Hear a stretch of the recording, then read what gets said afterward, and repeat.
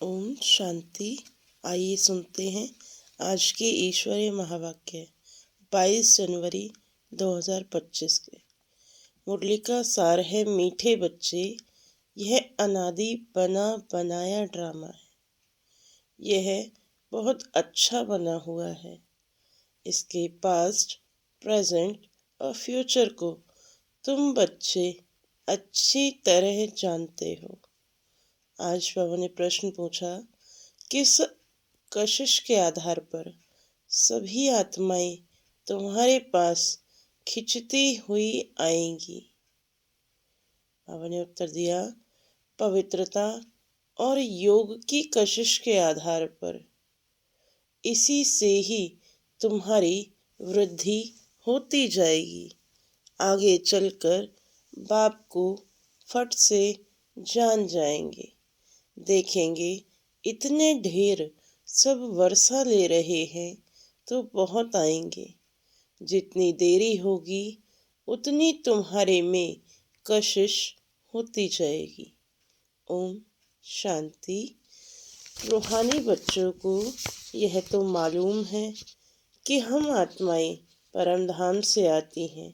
बुद्धि में है ना, जब सभी आत्माएं आकर के पूरी होती हैं, बाकी थोड़े रहते हैं, तब बाप आते हैं। अभी तुम बच्चों को कोई को भी समझाना बहुत सहज है। दूर देश का रहने वाला सबसे पिछाड़ी में आते हैं, बाकी थोड़े रहते हैं। अभी तक भी वृद्धि होती रहती है ना, यह भी जानते हो। बाप को कोई भी जानते नहीं है, तो फिर रचना के आदि मध्य अंत को कैसे जानेंगे? यह बेहद का ड्रामा है ना, तो ड्रामा के एक्टर्स को मालूम होना चाहिए, जैसे हद के एक्टर्स को भी मालूम होता है फलाने फलाने को यह पार्ट मिला हुआ है। जो चीज़ पास्ट हो जाती है उनका ही फिर छोटा ड्रामा बनाते हैं। फ्यूचर का तो बना ना सके। पास्ट जो हुआ है उसे लेकर और कुछ कहानियाँ भी बनाकर ड्रामा तैयार करते हैं, वही सबको दिखाते हैं। फ्यूचर को तो जानते ही नहीं हैं। अभी तुम समझते हो बाप आया है, स्थापना हो रही है, हम वर्षा पा रहे हैं। जो जो आते रहते हैं उनको हम रास्ता बताते हैं, देवी देवता पद पाने। यह देवताएं इतने ऊंच कैसे बने, यह भी किसको पता नहीं। वास्तव में आदि सनातन तो देवी देवता धर्म ही है। अपने धर्म को भूल जाते हैं तो कह देते हैं हमारे लिए तो सब धर्म एक ही है। अब तुम बच्चे जानते हो बाबा हमको पढ़ा रहे हैं। बाप के डायरेक्शन से ही चित्र आदि बनाए जाते हैं। बाबा दिव्य दृष्टि से चित्र बनवाते थे, कोई तो फिर अपनी बुद्धि से भी बनाते हैं। बच्चों को यह भी समझाया है, यह ज़रूर लिखो। पार्टधारी एक्टर्स तो हैं, परंतु क्रिएटर, डायरेक्टर आदि को कोई नहीं जानते। बाप अब नए धर्म की स्थापना कर रहे हैं। पुराने से नई दुनिया बननी है, यह भी बुद्धि में रहना चाहिए। पुरानी दुनिया में ही बाप आकर के तुमको नई दुनिया बनाते हैं। ब्राह्मण ही फिर देवता बनेंगे। युक्ति देखो कैसी अच्छी है। बल यह है अनादि बना बनाया ड्रामा, परंतु बना बहुत अच्छा है। बाप कहते हैं तुमको गुह्य गुह्य बातें नित्य सुनाता रहता हूँ। जब विनाश शुरू होगा तो तुम बच्चों को पास्ट की सारी हिस्ट्री मालूम होगी। फिर सत्युग में जाएंगे तो पास्ट की हिस्ट्री कुछ भी याद नहीं रहेगी। प्रैक्टिकल एक्ट करते रहते हो, पास्ट का किसको सुनाएंगे? यह लक्ष्मी नारायण पास्ट को बिल्कुल जानते नहीं। तुम्हारी बुद्धि में तो पास्ट, प्रेजेंट, फ्यूचर सब है। कैसे विनाश होगा, कैसे राजाई होगी, कैसे महल बनाएंगे, बनेंगे तो ज़रूर ना। स्वर्ग की सीनरियाँ ही अलग है। जैसे जैसे पार्ट बजाते रहेंगे मालूम पड़ता जाएगा। इसको कहा जाता है खूने नाहिक खेल। नाहिक नुकसान होता रहता है ना। अर्थक्वेक होती है, कितना नुकसान होता है। बॉम्ब्स फेंकते हैं, यह नाहिक है ना। कोई कुछ करता थोड़ी है। विशाल बुद्धि जो है वह समझते हैं विनाश बरोबर हुआ था। जरूर मारामारी हुई थी, ऐसा खेल भी बनाते हैं। यह तो समझ भी सकते हैं कोई समय किसकी बुद्धि में टच होता है। तुम तो प्रैक्टिकल में हो। तुम उस राजधानी के मालिक भी बनते हो। तुम जानते हो अभी उस नई दुनिया में चलना ज़रूर है। ब्राह्मण जो बनते हैं ब्रह्मा द्वारा या ब्रह्मा कुमार कुमारियों द्वारा नॉलेज लेते हैं तो वहाँ आ जाते हैं। रहते तो अपने घर गृहस्थ में है ना। बहुतों को तो जान भी न सको। सेंटर्स पर कितने आते हैं, इतने सब याद थोड़े ही रह सकते हैं। कितने ब्राह्मण हैं, वृद्धि होते होते अनगिनत हो जाएंगे। एक्यूरेट हिसाब निकाल नहीं सकेंगे। राजा को मालूम थोड़ी पड़ता है एक्यूरेट हमारी प्रजा कितनी है। हल आदमशुमारी आदि निकालते हैं, फिर भी फर्क पड़ जाता है। अब तुम भी स्टूडेंट, यह भी स्टूडेंट है। सब भाइयों आत्माओं को याद करना है एक बाप को। छोटे बच्चों को भी सिखलाया जाता है बाबा बाबा कहो। यह भी तुम जानते हो आगे चलकर बाप को फट से जान जाएंगे। देखेंगे इतने ढेर सब वर्षा ले रहे हैं तो बहुत आएंगे। जितना देर होगी उतना तुम्हारे में कशिश होती जाएगी। पवित्र बनने से कशिश होती है। जितना योग में रहेंगे उतना कशिश होगी। औरों को भी खींचेंगे। बाप भी खींचते हैं ना। बहुत वृद्धि को पाते रहेंगे। उसके लिए युक्तियां भी रची जा रही हैं। गीता का भगवान कौन? श्री कृष्ण को याद करना तो बहुत सहज है। वह तो साकार रूप में है ना। निराकार बाप कहते हैं मामेकम याद करो।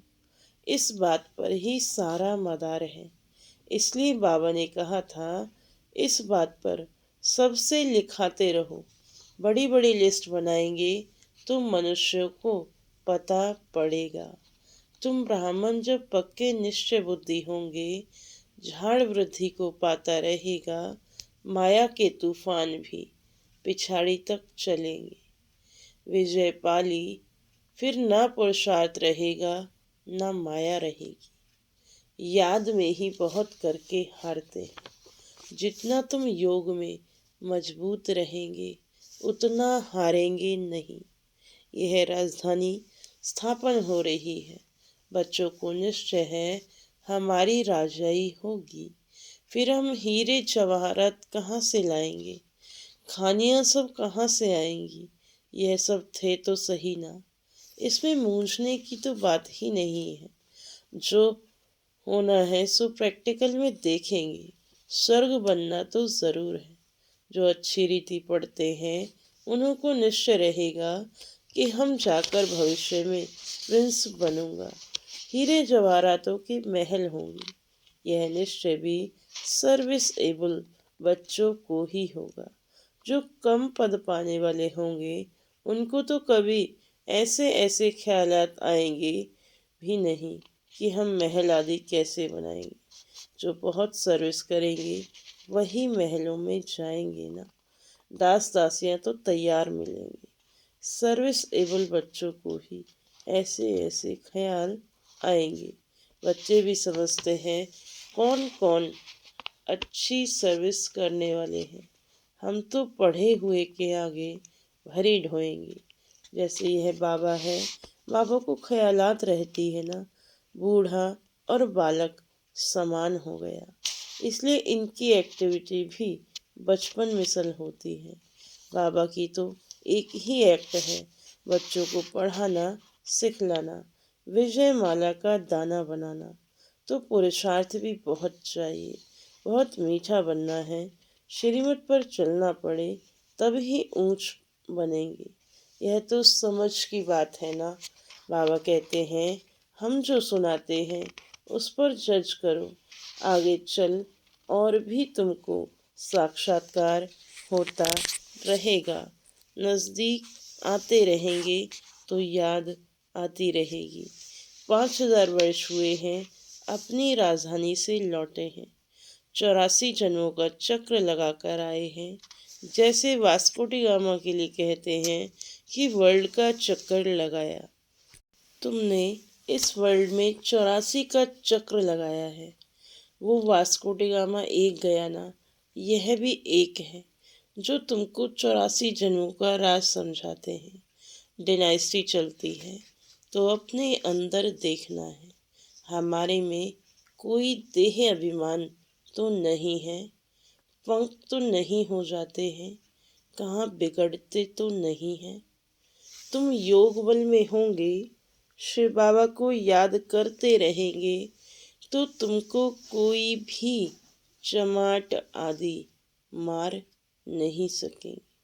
योग बल ही ढाल है, कोई कुछ कर भी नहीं सकेंगे।